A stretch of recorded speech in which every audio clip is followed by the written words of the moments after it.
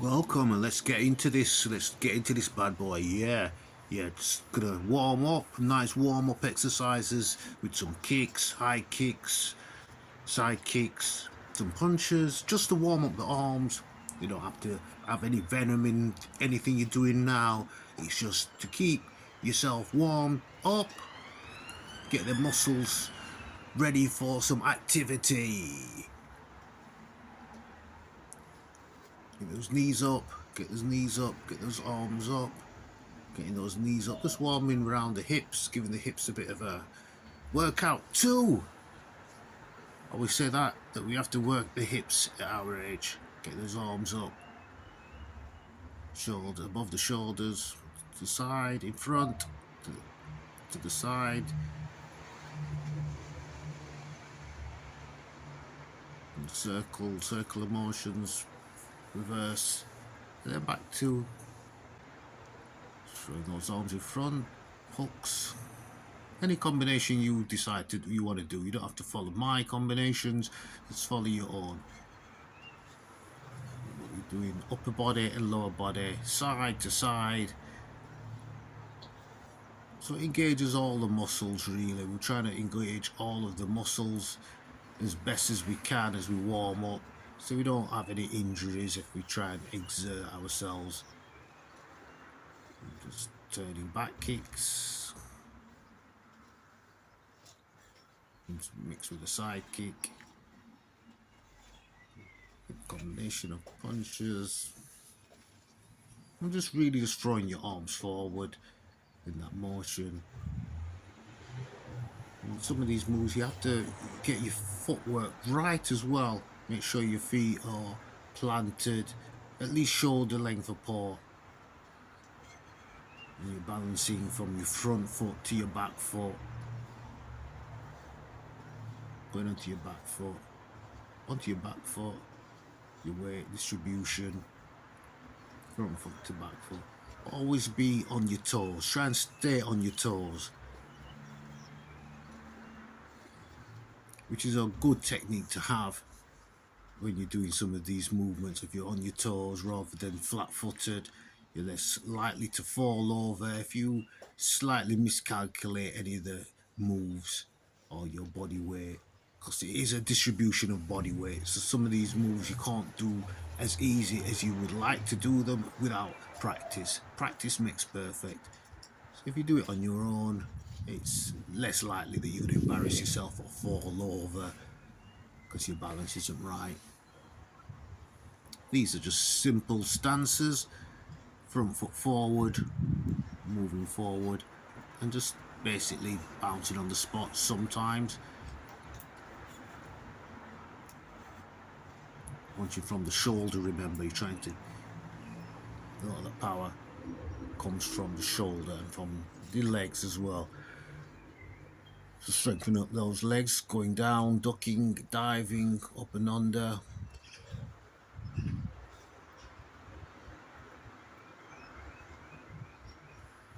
These are just different techniques you can learn, very easy beginner techniques. Knees, jumping with the knee, jumping with the knee. The Thai boxing moves, taekwondo, if you want to call it that, kickboxing. From my days of training with those guys. And while I'm throwing the knee up, I'm jumping at the same time. Again, just getting the waistline trimmed up as best as I can. So you're trying to really think about the swing. So the most important thing is the swing from the hip and from the waist. So as you can see there, trying to do a bit more there just to get the back and the waist engaged.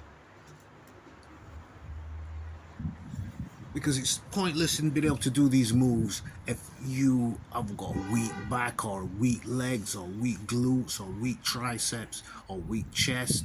Any weakness will be detrimental if you're trying to do these exercises, because this is where you can get injury, where you overexert. So you're trying to warm up every muscle so that when you are training, you're less likely to have injury. That is what the warm-up is about. That's why you do a warm-up. It's not to do for anything fancy. It's just to get your muscles warmed up for the activity that you're about to do. You can see I'm getting a bit more speedier there, but I'm not overdoing it. I'm not over exerting myself. Don't over exert yourself because you're just doing a warm-up. Don't get too tense. That can cause injury.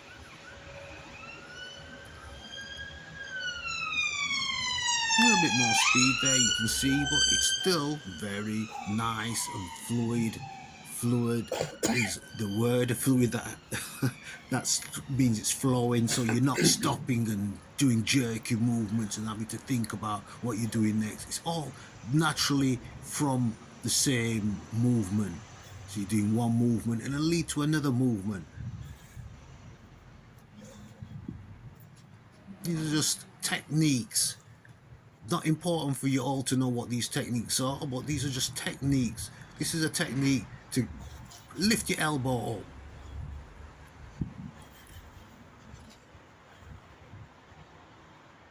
And yes, back with the diamond beats on a beautiful morning, early morning walk. And it's one of the things I wanted to point out to people that we have in our armory. When I talk about armory, it's not all about battle gear. Sometimes it's about what tools you have.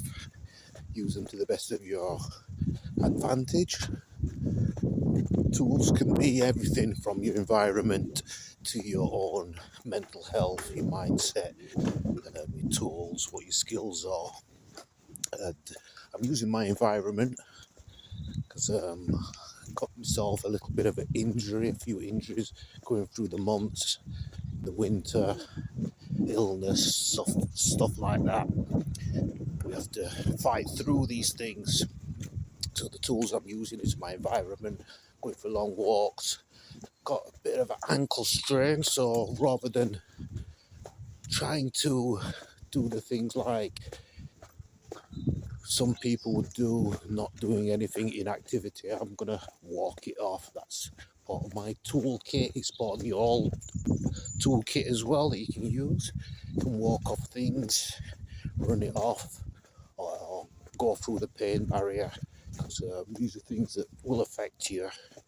You get knocks, you get scrapes, you get bangs, and you get injured. But rather than inactivity, do massage, do exercises. This can help to circulate blood flow around the area, around the injured area.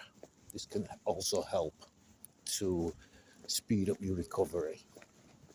So as you can see, yes, continuing the walking a few miles just to get some exercise. Nice quiet areas like these are good to go for long walks, runs, jogs, whatever. I started this a couple of years ago. I'm going to continue doing this, going for long walks in the summer, the warmer days, warmer mornings. As I said, you can use your environment to do exercises if you want, but I'm just doing this as a walk, so I'm not going to bore you with every step, but we'll catch up throughout the training. You'll see a few more other training techniques you can do for older people, of course. Younger people can also take part, but you can also get to see some of the nice, beautiful landscapes that is around your area or my area. We all know where I'm from. If you do know, you do know. If you don't know, then hey, mind your business. Anyway, hello, and I hope you enjoyed the journey and continued with the journey and stuck with the journey. Walking is a good way of exercising. As you can see the surroundings. You can see a good way to strengthen your lungs, strengthen your immune system, build up your legs. As I said, you can walk off an injury. I'm feeling that like now, even though the injury still twinge a little bit, I can still comfortably put my balance on one leg and it not affect me too much. And that's what you're trying to do when you're walking things off. We're not talking about really bad injuries, where you've been told to rest, you've got a pot on, and you take the pot off, as kids might do very early, and then all of a sudden they end up with the bones being formed in the wrong way. So this can happen if you've got a breakage and you don't follow the instructions of your doctor or your clinician. So here we are, still on the walk. It's all uphill this time, going outwards. It was all downhill, which is advantageous. You just want to warm yourself up first. And then, Sheffield being a very hilly place, you walk back uphill. You see the scenery. Fresh air, not many cars on the road to really pollute your lungs, even though, yeah, Sheffield's quite a polluted place. So if that's an issue for you, you've got asthma, breathing difficulties, we'll check somebody, a professional maybe, or just do small walks and then rest a little bit more. Don't go too far out so you get too exhausted and can't make your way back. So, it's all trial and error, but it's all good stuff. Some nice people on your walk sometimes. Say hello, have conversations. What I'm doing here, having a conversation with you, just shows that you can build your level of fitness comfortably while training. If you're running even, try and hold a conversation or try and hum something. Sounds a bit strange to do, but yeah, helps you to take your mind off of the pain you might be going through or the discomfort of running. Because once you pass that level of discomfort, that's called the wall, out of your comfort zone, you can kind of go into a rhythm comfortably. If you can do that, that's what most long distance runners will do. They get into a rhythm. As you can see, there's other parks that you can go into, but we're just using the road, walking, exercising, checking out the lovely scenery, lovely gardens even. Some people have some lovely gardens out here, roses and stuff like that. So yeah, check it out. Yes, and to do exercises, I try and vary the exercises, do different types of exercise. I'll mix between cardiovascular, I'll do some for strength, conditioning, I'll do some for fitness, maybe even some bodybuilding. And how we do this with a combination of different exercises. You can do isolation exercises and you can do compound exercises. I'll just tell you the difference between them. Most exercises you do are going to be compound exercises. Isolation exercises are when you isolate one particular muscle or even a group of muscles. You can do isolation exercises on a bicycle, for instance. If you disengage your upper body and your arms, you're just isolating using your legs. But there is also other components of your body that come into play, your glutes, your calves, your hamstrings. So in actual fact, it's a compound exercise. So most exercises will not isolate just one muscle, even though they'll class it as an isolation exercise. There may be some exceptions to the rule. So if you know of any that strictly isolate one muscle and you're a specialist in exercise, you can give me a shout and tell me the ones that do. But in my recollection, most exercises will have a secondary muscle that is engaged or disengaged depending on the position of the ligature, whether it be your arm or your leg. So if you was doing a bicep curl, the tricep doesn't come into action unless you put it into a different stress position. So there are times when you can do the isolation, and there's times when you're going to be using both muscle contraction and the pulling action as well. These are just benefits that you can use if you know a little bit more about muscle groups and about your own particular body. So if you want to do triceps, you can do it overhead. So this will isolate the muscle more. If you're doing biceps, do it where maybe you're leaning on something, but this might well just use the forearm. So you may well do it inside, so you get the full curl and you get the full motion of the exercise from the bottom to the top to the squeeze. And they'll talk about squeeze at the top. And these are things that you learn as you go along.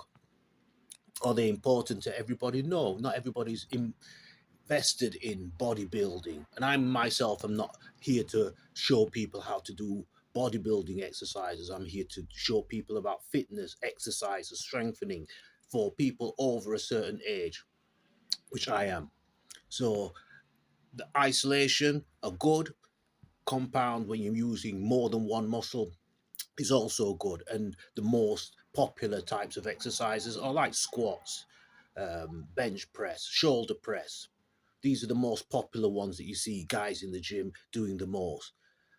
Some people do ab training. This is mainly an isolation exercise because it's going to, depending on the seating position or the position you're stood in or you're in, to stress out that muscle. It will engage other muscles, but they won't be under as much strain. But it's always good to know that what you're doing. And when you're doing the bench press, it's supposedly an isolation, but you're also using your triceps. So sometimes what may happen with people who are doing bench press, they go heavy and then they go heavier, then they go heavier, then all of a sudden they can't lift anymore. And that may be because the tricep is weak, the chest muscle may be strong, but as I said, the tricep is weak. So the tricep then is under more strain than it's normally used to. So it's good to go back to doing tricep exercises to build up your triceps. So then when you go back to doing your bench will improve. And these are just some tips I can give to people that I learned over the years. Are they all useful? Well, I would say so, as I won't be giving them yet. And they're all free. So yeah, you're going to see a few more exercises that I'm going to be doing, mainly compound exercises, as I said, because I don't really have the necessity to do isolation, because that is mainly for bodybuilders if they want to build up one particular area and get that really swollen, because that's what's happening. You're just going to get a lot of blood flow into that particular area, whereas the exercises I'm showing you are all around exercises, so you're going to get a blood flow all around your body, good for your cardiovascular, good for your heart, good for your blood vessels, good for your glutes, good for your legs, good for your calves, good for your back and your chest because you're walking. Walking also incorporates your arms as well and your chest to a small degree. I'm not saying you're going to have a massive chest just from walking, you're not, but you're going to have pretty decent calves and pretty shapely legs if you do plenty of walking. And if you do this, mixing it with side to side and running and things like that, and even running backwards, yeah, it's a good exercise. I've been saying just be very careful when you're doing that, especially if you're out in the open. Try and find an area that you're not going to hurt yourself. Do it on grass, do it over a small area. And these exercises will then help to build an all round shape for you, rather than just. I'm not here to criticize whatever you do. I'm just trying to give you a few tips, and mine is about health. Well, here you're going to see I'm doing a few compound exercises. This is a basic squat where I'm using the freestanding weight. I think the weight is 20 kilograms, which is quite heavy. So it's an all-round weight I'm using, and I'm doing it on different body parts. I'm doing shrugs, I'm doing calf raises, I'm doing squats or you can call this a deadlift because I'm doing it lower down, so I'm not lifting the weights above my head. So it would be squats if it was above my head, but because it's below, it's the same exercise when you do the deadlift as a squat. Your positioning might be different, and this is a shoulder press. These are shoulder press, and these are tricep curls. So I'm basically just bending the elbow behind the back of my head. And that's the exercises.